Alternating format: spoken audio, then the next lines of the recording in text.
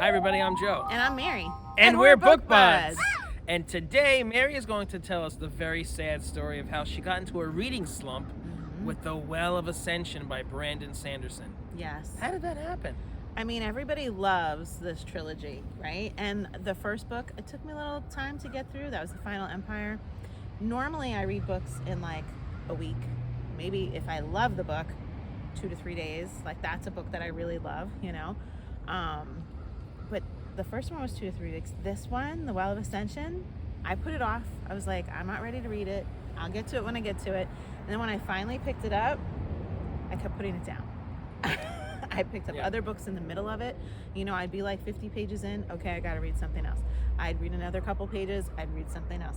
It took me over 7 weeks to read this book. Wow. Almost 8 weeks. It was like I think another day. It would have been 8 weeks to read that book.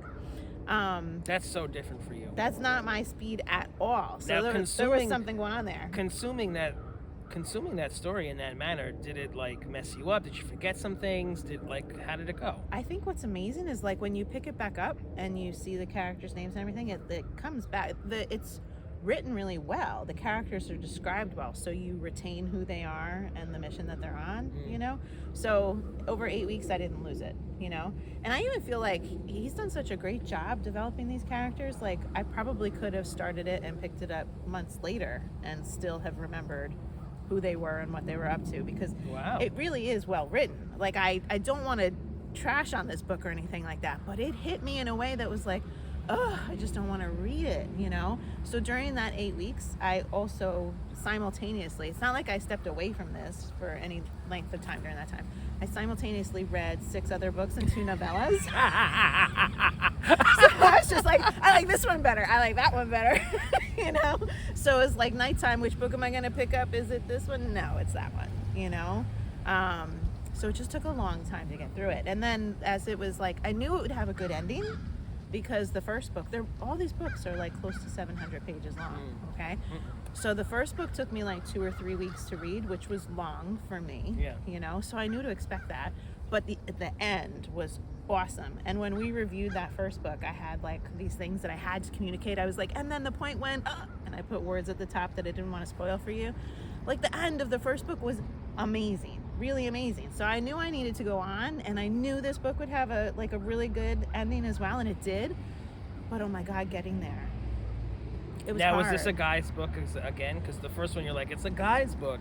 Like, you kind of were like, is that why I'm having this kind of reaction? I don't know, because there's plenty of girls out there that have reviewed it on YouTube that enjoy it as well. Yeah. So I don't know. I'm trying to like work out in my brain, like, why is this harder for me? Is that a reason? I don't know. I think it's so different from what you normally read. It is. It is different. But it's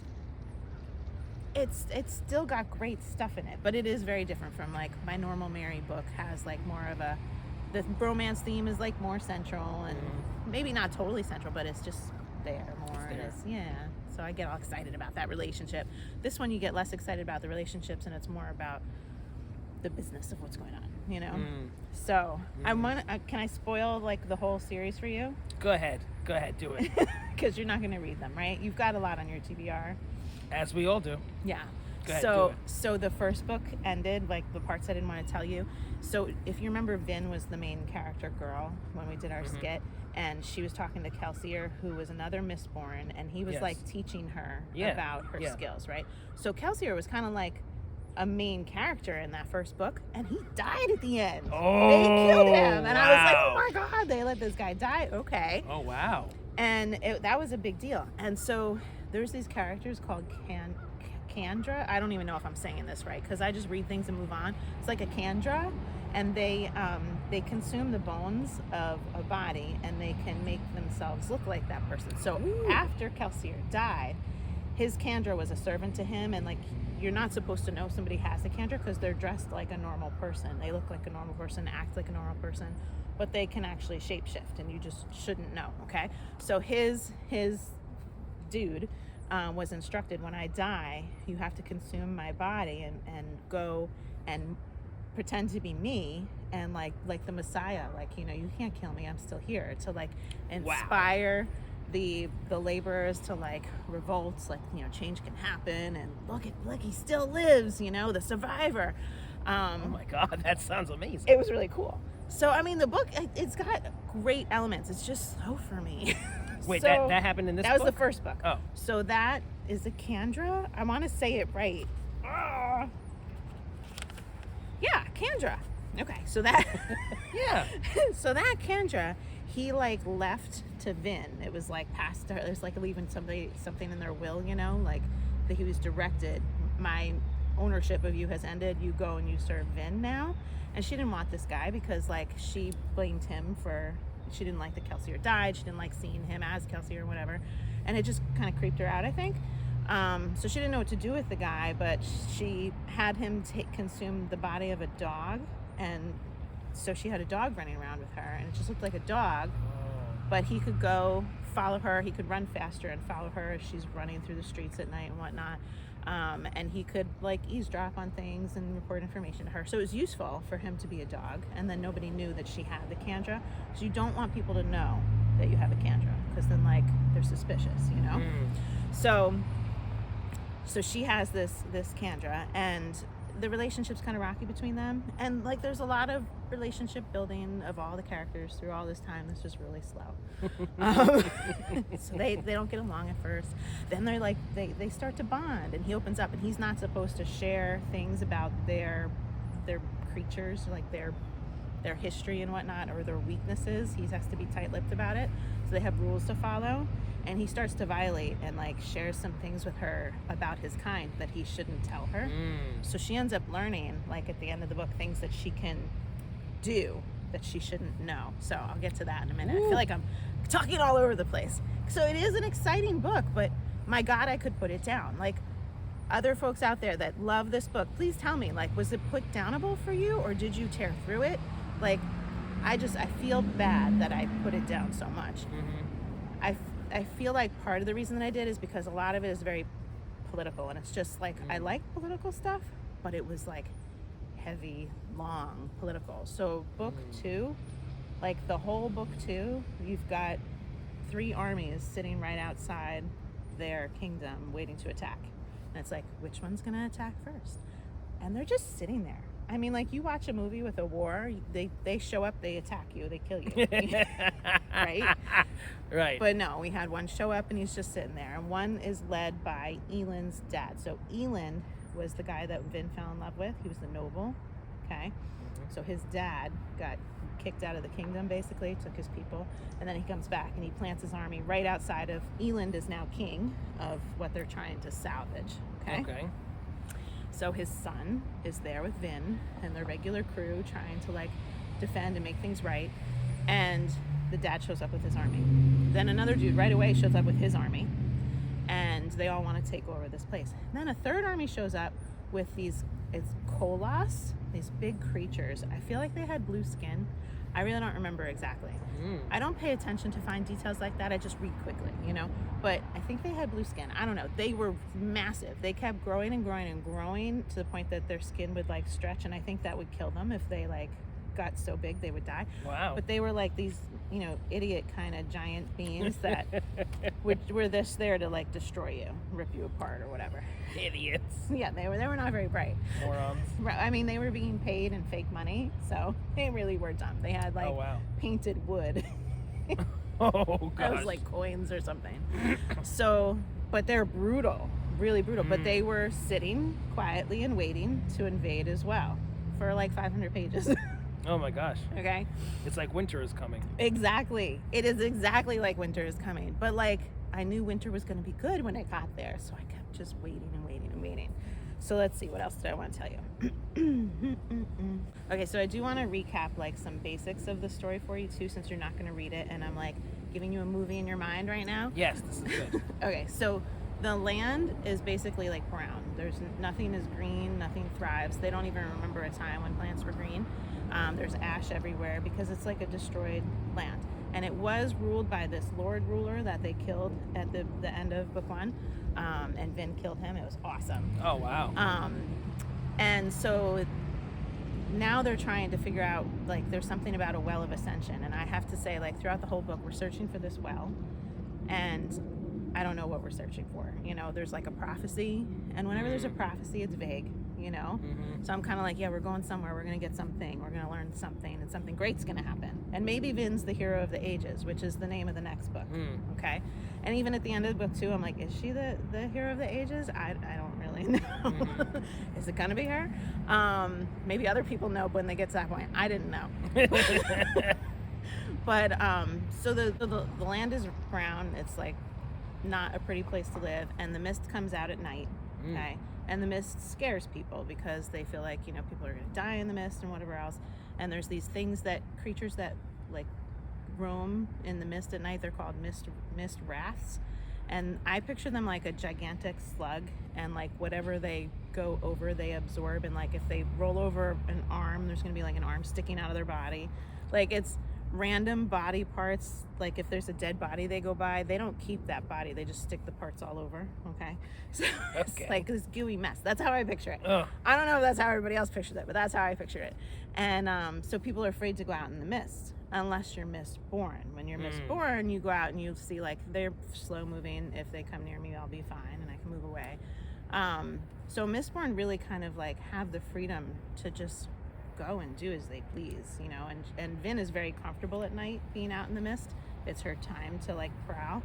And there's very few mistborns because they're the ones that have like all the magical elements like that they can manipulate with metal, right? With metal, right? So the other ones are called animancers, and they just have like one affinity for a metal. So like if you burn pewter inside your body, then you're surging strength, and you can like, you're like invincible. People can come at you, they're not going to knock you down. If you get injuries, even if you have like broken ribs, you keep going because the pewter gives you that strength to be fine. Cool. And you can heal later when your body's ready to do it. So that's one. Then there's one that's like tin. You're a tin eye if you burn tin, so it increases your senses. You can hear better, see better. So like you can eavesdrop on something that's happening way far away. But when you do that, you know, if there's cars going by, it's really loud at the same time that you're listening to that conversation. Okay, so it amplifies everything. And then there's the ones that can influence your emotions, right? Like soothe you or That's rile Vin, you right? up. Vin can do all of them. Woo! Yeah, so Mistborn, you do all of them. Oh, shoot. Okay, and so Vin is not only Mistborn, but she's like special Mistborn. So in the end of the first book, she manipulated the mist when she killed the Lord Ruler. She did something that she was like not understanding herself. It was like outside of what should have been her ability to be able to do. She did, and then she kind of like lost it and didn't know how she did that, and could she do that again, you know. So she's really doesn't know what it means to be Mistborn. Calcier was the only one that could teach her, and then he's dead, and he was the strongest one that she knew. So then we have a new character, okay, Shane. He's another Mistborn. He's the only other Mistborn that we really get to know in this book, and he happens to be Elend's brother that he doesn't know about. The king. So Elend the king that she likes, that's her relationship. It's his brother. It's like an illegitimate son that the king had because he sleeps with everybody, trying to make Mistborns. That's his like goal, I think. Oh, okay. So he made this Mistborn, and he keeps him like under wraps that it's his son. And this guy's a little like anybody that he sees, he's always hearing this voice to kill them. And I think the only one that he didn't hear that voice with was Vin. So he thought Vin was like gonna save him. Okay. But at the same time, he's under the command of Elend's dad. Elend's dad wants Vin dead. And so when he meets Vin, they're just meeting at night, not communicating, but they're sparring. They're like practicing their Mistborn skills, even though like it hasn't been verbally agreed that's what they're doing. They just kind of fall into this pattern of I show up here, you show up there, and we try to kill each other kindly, you know? Okay. And she's always on like the lookout of, is tonight the night he's gonna try to kill me, you know? They do end up speaking. He asks her to run away with him. He says like, why do you love my brother? There's nothing special about him, you know, like he can't understand you. Nobody can understand you. We're the only two, so we should run away and leave these stupid people.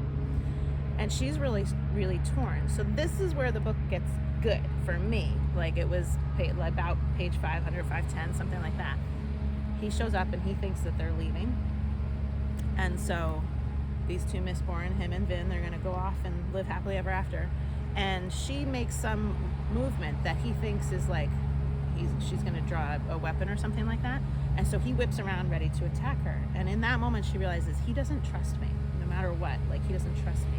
And Elin, even though he's so normal, and I don't know why he should like me, and I don't have confidence to be with him, he trusts me no matter what I do. I can go murder like 60 people without telling him why, and he trusts that I did it for a good reason. Okay. So she's like, trust is important to me. So in that moment, she decides, I can't go with Shane, okay? And she tells him, and he's not happy. Her Kendra dog is right there.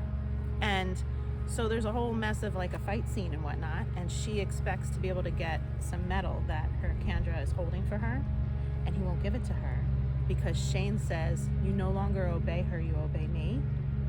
And like in that moment, you're like, wait, what? What's happening? Shane had his own Kendra who killed her Kendra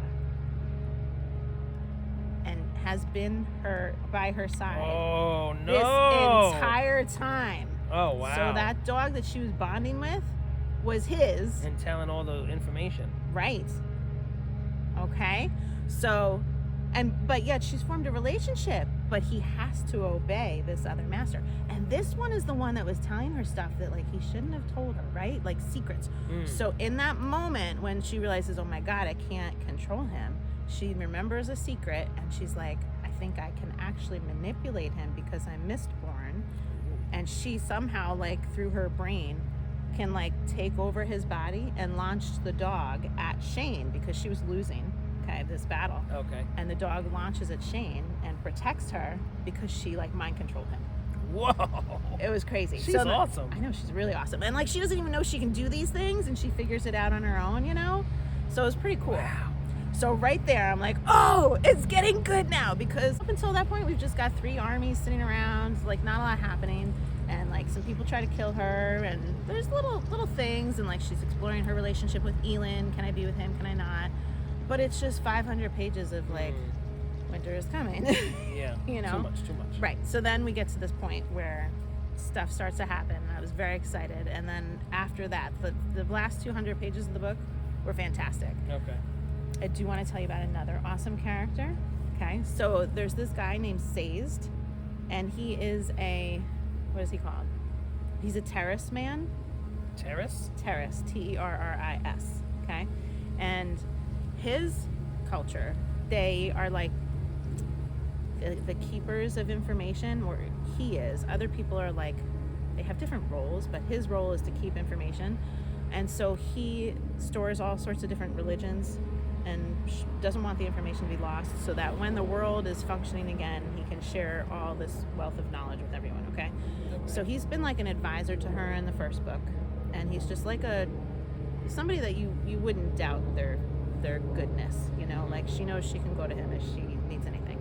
But they also have this ability that you kind of forget that they have, because he stores stuff in metal. So he can't burn metal, but he can store memories of all the religions in metal, and then he can store like sleep in the metal. He can store energy in the metal. He can store strength in the metal. So if he wants to store up strength, he will be like this shriveled up little being, and like he looks really gross, and I guess he does this like privately at night when he should be sleeping or something like that, and he'll like wither away into this little weak thing and filter all his strength into that metal to save up for later in case he needs it. And all throughout the first book, you don't really see him do anything with that. You just learn about what can go in the metal. And so at the end of the first book, Vin gets trapped, and she's like, I feel like she's held in a cell or something like that, and there's no way to get her out, and Elin tries to save her, but poor little Elin, he's like just basic human, you know? But then along comes Sazed, and he then uses what he's stored up in those metals, and his muscles are bulging, and he just like tears apart everybody that's around him. There's these steel inquisitors that are like Terminators. They have metal spikes in their eyes, and they're like really they're meant to destroy Mistborns. Okay. And I feel like, I don't remember if Sazed battled them or not, but he just battled through everybody. He was so strong for a moment, because like he used up what was stored, and then it's gone. Wow. Okay, so you really don't want to waste it. You save it for when you need it. So Sazed was awesome, and he was in this book again, and he was like, he's very scholarly, and so that's a lot of the slow point too, I think, because he's like researching the prophecy, and what is Vin supposed to do when she gets to the Well of Ascension? Where is the Well of Ascension? And should she release the power? Should she keep it for herself? And the words of the prophecy keep kind of like, they're just kind of slipping away, even though he's got a rubbing from something steel that had the prophecy on it. The words start changing on the paper and everything. It's very weird. So he uses his power at the end, because we do end up having a battle. All of a sudden the armies are attacking and different people are aligning on different sides and whatnot. But you have like those Kolos guys, those big brutish things that don't think well. They're don't think well, idiots. They're attacking, and they break through some doors, and like you think Sazed is like he's gonna die. Like you forget that he has all this built up, and he forgets too. He's like, well, I guess it's over now. But then he busts out his strength and he knocks down some of those Kolos, and they ended up getting the barricade back up and keeping them out. And like it was really inspiring to the men that he was fighting with, that he could show his strength and like keep that door defended, which was really cool. Wow. Yeah. So I'm jumping, I know. I'm pretty sad. Okay? I'm pretty sad now. This sounds incredible. See? Now this is being ruined for me. I did ask his permission before filming. I'm like, can I ruin this for you? Are you going to read it? Sounds so good. It is good, but it's like 700 pages a pop. And I know, like, by the time you get to it, he'll read one maybe. And it'll be like 6 years before. I think I need the movie. Sounds like a great movie. I think you would enjoy the movie. So just to backtrack a bit, Vin and Elin go off to look for the well, because Sazed knows that like a war's coming and we need to save them. We're all gonna die, and he wants Vin and Elin to live, so he sends them off on a goose chase where the well is not located. They realize this. They end up coming back as the war is broken out, and Vin does save the day. Like people kind of like put the bandages on it, you know, like Sazed was doing a good job, but then Vin comes back and realizes that dog told me that he was cousins with the Kolos, and he wasn't supposed to tell me that. So why was that a bad thing? And so as the war is raging, she's like, maybe I can manipulate them too. And she enters the minds of all of them simultaneously, and the war stops. Oh my God. And she's just like, I feel like they were even like carrying her or something. I don't know. I pictured it like, you know, the new ruler of them, and they're just like at her command, you know? Wow. So that was unexpected and an awesome way to end the war. Huh. And so there's like boom, boom, boom, rapid things that happen at the end that are exciting. So the war is exciting. And she's come back because she realizes the Well of Ascension. I've heard this thumping in town this whole time. And the mist has been acting weird. It's been coming in the daytime when it's not supposed to. She sees like a figure in the mist, and nobody else sees this figure. And people are dying in the mist, and nobody's really sure that that's really happening. Only a couple people for sure know it's happening. So she realizes that this well is right there in their town, and she's drawn to it. So she and Elin go right as the war is done. Well, actually, first, when the war is done, she's like exhausted. I think she sleeps like a week or something. Okay. You need to after that kind of a war. Yeah, because I mean, she burned up she ran nonstop. She ran, like they had traveled like 3 weeks away, and she ran burning pewter and like ran back in like 2 days or something like that. So it's like fatiguing, you know? Yeah. So she's like out for the count for 7 days. She wakes up, and immediately they have to go to the Well of Ascension. So they find it like deep in the ground somewhere, you know, like you blow open a hole in the cave wall or something, and you're like, oh, there's steps here, you know? So they venture on. They had a couple of other people with them, and I don't remember exactly how they split off, but it was her and Elin that made it to this little well. And it was like a little pond of water in a cave. Okay, so she gets there, she feels the power, and she knows, but she's wrong, from the prophecy that she's supposed to take this power and then give it away. Because if she keeps it for herself, she's been made to believe that that's bad. If she keeps it for herself, then the land and the people will die or something like that, and the mist will be here forever. But if she gives it away, she thinks it's going to make the mist go away. That's what she's guessing. So then she gets there, she steps into the water, and she's feeling the power. She takes it into her body, and she's like doing all this self-talk of like, okay, I have to give it away. I'm going to do the right thing. I'm going to give it away.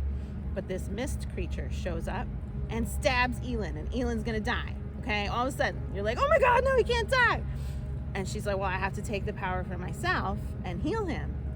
But no, that's what the mist is trying to make me do. Elin wouldn't want that for his people. Elin would rather give up his life, and Elin would want his people to be safe, and he would want the mist to end. So no, I'm not going to save Elin, even though I really love him. And I'm going to give away this power. Okay? Wow. So she does. What a sacrifice. Amazing self-control, this woman. Yeah. So she gives away her power, and as she does, then you hear like a voice in the cave saying something like, oh, now I got it. I've got it now, or something like that. So she gave this power to some being in the cave that we don't know what it is, that she just released unto the world. Ooh. That she was not supposed to do. So we find out at the end, because Sazed goes and he returns to this metal that he did a rubbing from, and he reads it, and she's supposed to take the power for herself to protect everyone. Releasing it would be a disaster of some kind that they don't understand.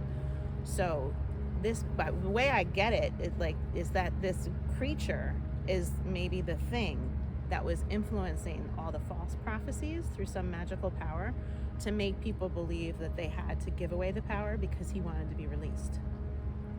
Okay? Mm-hmm. Okay. Whoa. So right here at the end of the book, this creature is released, some bad thing, don't know what's gonna happen, and Elend's dying.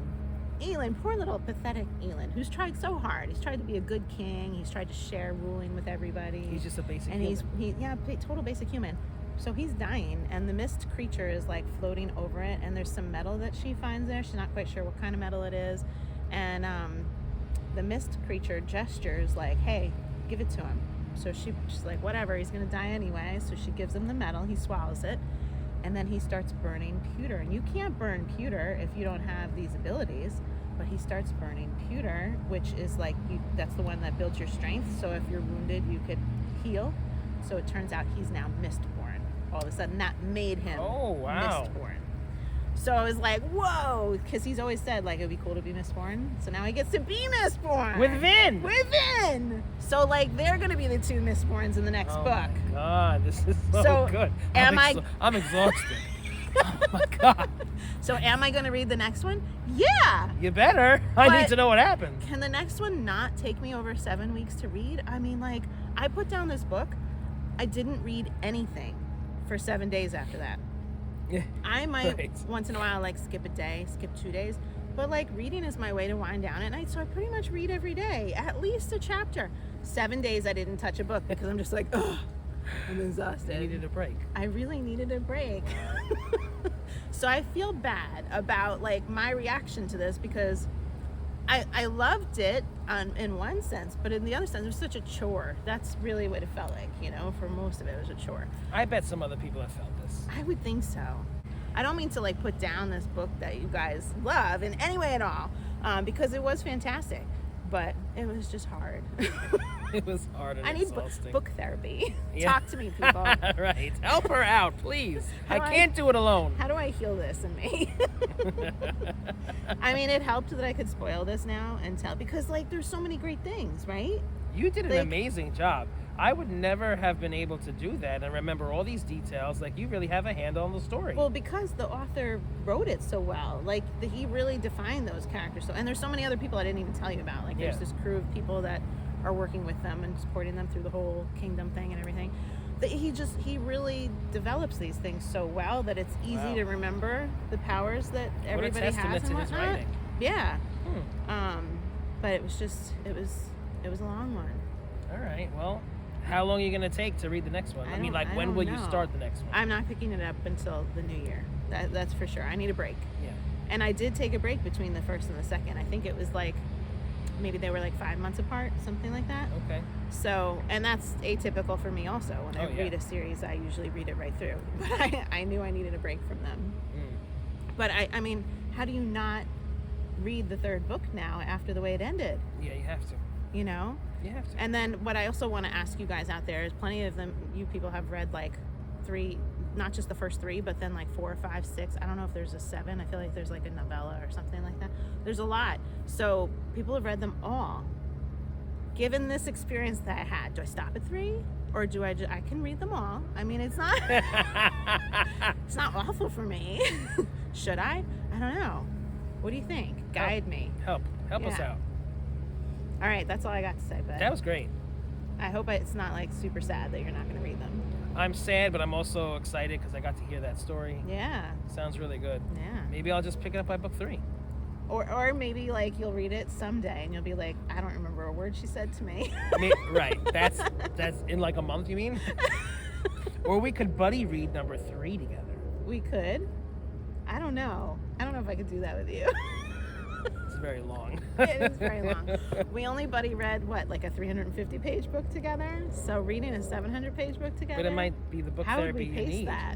Maybe to keep me going. I feel like I'd be dragging you along. You absolutely would be.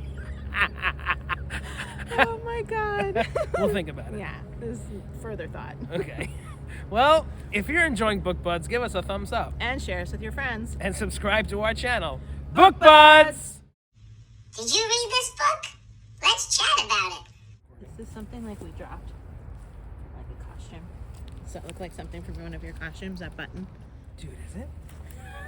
I wonder. I mean, If it's chances yours, are we can probably come back because next week and get it. who else dresses up back here I know. besides Who us? loses buttons? Is anybody rolling around back here? Button, Golden? button. Who's got the button? That's from something. It is. Charlie and the Chocolate Factory? Yes, it is. Button, button. Who's got the button?